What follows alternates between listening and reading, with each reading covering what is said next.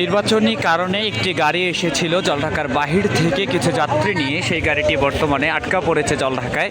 কিছুক্ষণ আগে বেশ কিছু দুর্ঘটনার সম্মুখীন হয় এই গাড়িটি। তাকে শান্তভাবে ব্রেক করতে বললে সে ব্রেক না করেই পালিয়ে যাওয়ার চেষ্টা করে। আর জলঢাকার জনতাই কিন্তু ওনাকে এমন একটা পরিস্থিতির মধ্যে ফেলায়, কারণ সে অন্যায় করেছে আর অন্যায়ের প্রতিবাদ করেছে জলঢাকার মানুষ। ভাই একটু বলেন বিস্তারিত। আমরা এখানে শুরু থেকে শেষ পর্যন্ত দাঁড়িয়েছিলাম। জি। তো এখানে প্রথমে দুইটা ট্রাক আসছে, আমাদেরকে ফোন দিয়েছে বাইরে থেকে যে গাড়ি যাচ্ছে, গাড়িগুলোকে একটু আটক করো, তার কারণে এইদিকে মানুষও মারি দিয়ে চলে গেছে। তো পরে দুইটা ট্রাক আসছে, ট্রাক দুইটাকে আটক করি, বিস্তারিত শুনলাম।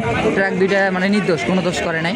পরে বাস আসছে, এই বাস মানে এতগুলো লোক রাস্তায় দাঁড়িয়ে থাকার পরও এই বাস মানে গতিবেগ কন্ট্রোল করা ছাড়াই এই ডাইরেক্ট মানুষও মানে চিন্তা ভাবনা মানুষগুলো সহ, বাজারের মানুষগুলো সহ মারি যায় চলে যাবে। পরে বাজারের লোক আমরা ছিলাম সাথে। পরে প্রথমে যখন গ্লাস ভাঙছি তখন গাড়ি ফলো করছে, সামনে একটা ট্রাক দাঁড় করা ছিল। পরে ট্রাকের কারণে ওয়ার যাওয়ার পায় না, এইখানে ছিল। পরে ড্রাইভারকে জনতা বাইরে বের করে নিয়ে আসছে। বেশি মারামারি করে নাই, মারধর বেশি করে নাই, হালকা পাতলা মারধর করছে কিছু। এই হচ্ছে বিস্তারিত, এই হচ্ছে অবস্থা। জি ভাই, আপনাকে অসংখ্য ধন্যবাদ। এবং আপনারা যারা দেখতেছেন, এটা মূলত রাজনৈতিক কোনো কারণ না, বরং একটা অ্যাক্সিডেন্ট করার কারণেই উনি শান্তভাবে ব্রেক না করে চলে আসাই মূলত জলঢাকায় ওনাকে আটকানো হয়েছে।